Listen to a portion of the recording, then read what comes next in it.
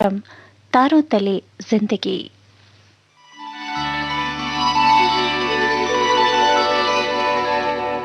तारों तले जिंदगी इस सीरीज में हम आपके लिए लेकर आए हैं हिंदी साहित्य जगत की कुछ चर्चित कहानियों और उपन्यासों पर केंद्रित नाट्य वाचन। इस कड़ी में प्रस्तुत है मुंशी प्रेमचंद का लिखा चर्चित उपन्यास मनोरमा। तो आइए सुनते हैं प्रसिद्ध उपन्यास मनोरमा का रेडियो नाट्य वाचन। चक्रधर की कीर्ति उनसे पहले बनारस पहुंच गई थी। जब वे आए तो निर्मला और मुंशी जी की नाराजगी का सामना करना पड़ा। अब आगे सुनते हैं मनोरमा के रेडियो नाट्य वाचन की 8वीं कड़ी में।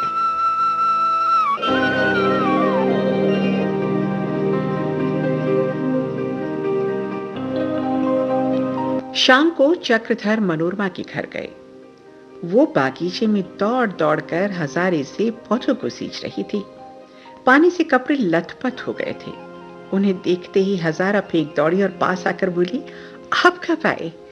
बाबूजी, मैं पत्रों में रोज वहां का समाचार देखती थी और सोचती थी कि आप यहाँ आएंगे तो आपकी पूजा करूंगी।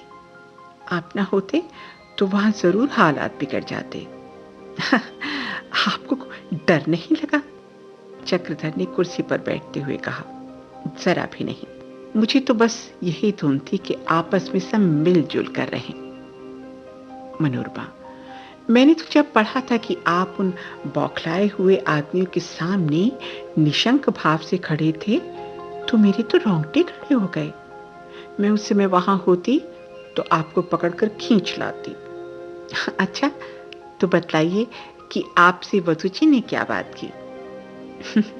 मैं तो जानती हूं आपने कोई बातचीत नहीं की होगी, चुपचाप लजाए बैठे होंगे।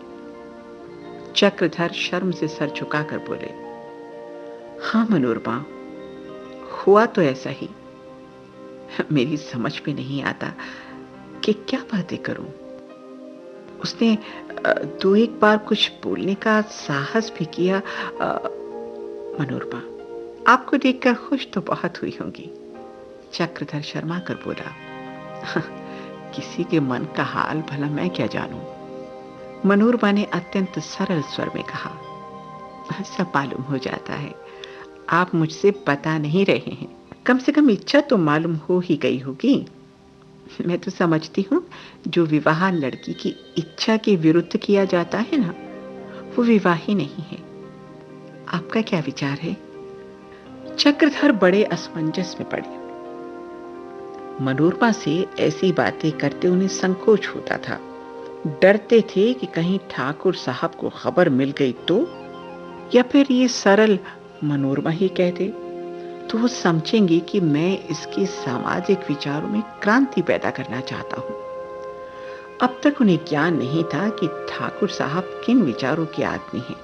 हाँ, उनके गंगा स्नान से यह आभास होता था कि वो सनातन धर्म के भक्त हैं। सिर झुकाकर बोले, मनोरमा, हमारे यहाँ विवाह का आधार प्रेम और इच्छा पर नहीं, धर्म और कर्तव्य पर रखा गया है।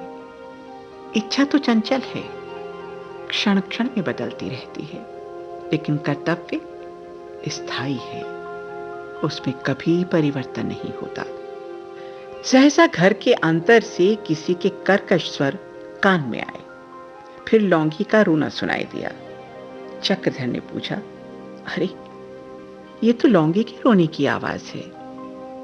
मनोरमा बोली, जी हां, आपसे तो भाई साहब की भेंट नहीं हुई। गुरु सेवक सिंह नाम है, कई महीनों से देहात में जमींदारी का काम करते हैं। है तो मेरे सगे भाई और पढ़े लिखे भी खूब हैं, लेकिन भल मानसी छू भी नहीं गई। जब आते हैं लौंगी अम्मा से झूठ मूठ तकरार करते हैं, न जाने उन्हें इनसे क्या चिढ़ है। इतने में गुरु सेवक सिंह लाल लाल आंखें किए बाहर निकल आए और मनोरमा से बोले, बाबूजी कहां गए हैं? तुझे मालूम है कब तक आएंगे? मैं आज ही फैसला कर लेना चाहता हूं। चक्रधर को बैठे देखकर कुछ झिझके और अंदर लौटना ही चाहते थे कि लौंगी रोती हुई चक्रधर के पास आकर खड़ी हो गई और बोली, बाबूजी, इन्हें समझाइए कि अब मैं बुढ़ापे में कहाँ जाऊं। अरे इतनी उम्र तो इसमें कटी, अब किसके द्वार पर जाऊं। मैंने इन्हें अपना दूध पिलाकर पाला है, मालकिन के दूध नहीं होता था और मुझे घर से निकालने पर तुले हुए हैं। हाँ, गुरु सेवक सिंह की इच्छा तो नहीं थी कि चक्रधर से इस कलह के संबंध में कुछ कहे, लेकिन जब लौंगी ने उन्हें पंच बनाने में संकोच नहीं किया तो वो खुल पड़े। बोले, महाशय इससे पूछिए कि अब ये बुढ़िया हुई है, अरे इसके मरने के दिन आए हैं, क्यों नहीं किसी तीर्थ स्थान में जाकर अपना जीवन व्यतीत करती। मरते दम तक घर की स्वामिनी बनी रहना चाहती है और दादाजी भी सठिया गए हैं, मान अपमान की जरा भी फिक्र नहीं। इसने उन पर न जाने क्या मोहिनी डालती है कि इसके पीछे भला मुझसे लड़ने को तैयार रहते हैं।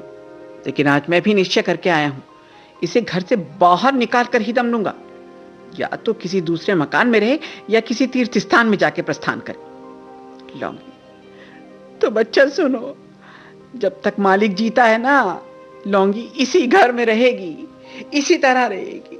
हाँ, जब वो ना रहेंगे तो जो सर पे पड़ेगी झेल लूंगी, और मैं किसी की नौकरानी नहीं हूं जो घर से बाहर जाके रहूं। तुम्हें कहते लज्जा नहीं आती? 4 भावरे फिर जाने से ही ब्याह नहीं हो जाता। अरे मैंने अपने मालिक की जितनी सेवा की और करने को तैयार हूं, उतनी कोई ब्याहता भी नहीं करेगी। लाए तो हो बहू, कभी उठकर 1 लोटा पानी भी देती है। अरे नाम से कोई ब्याहता नहीं होती, सेवा और प्रेम से होती है। ये कहती हुई लौंगी घर में चली गई।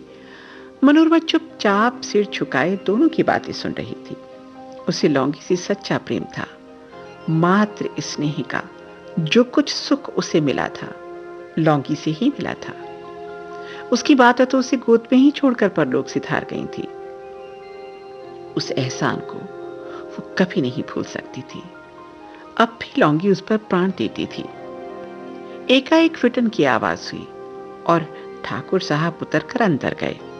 गुरु सेवक सिंह भी उनके पीछे पीछे चले।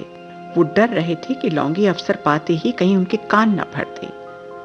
जब वो चले गए तो चक्रधर ने कहा, यह तो बताओ मनोरमा, तुमने इन 4-5 दिनों में क्या काम किया? मनोरमा, मैंने तो किताब तक नहीं खोली। आप नहीं रहते तो मेरा किसी काम में जी नहीं लगता। अब कभी बाहर ना जाइएगा। चक्रधर ने मनोरमा की ओर देखा तो उसकी आंखें सजल हो गई थी। सोचने लगे, इस बालिका का हृदय कितना सरल, कितना उदार, कितना कोमल और कितना भावमय है। मुंशी वज्रधर विशाल सिंह के पास से लौटे तो उनकी तारीफों के पुल बांध दिए। ये तारीफ सुनकर चक्रधर को विशाल सिंह से श्रद्धा सी हो गई। उनसे मिलने गए और समिति के संरक्षकों में उनका नाम दर्ज कर लिया। तब से कुंवर साहब समिति की सभाओं में नित्य सम्मिलित होते।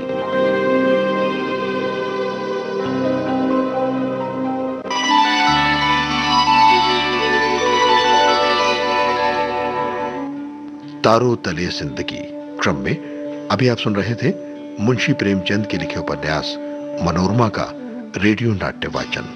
स्वर डॉक्टर ऋतु राजपूत का था और प्रस्तुतकर्ता थी काजल सूरी।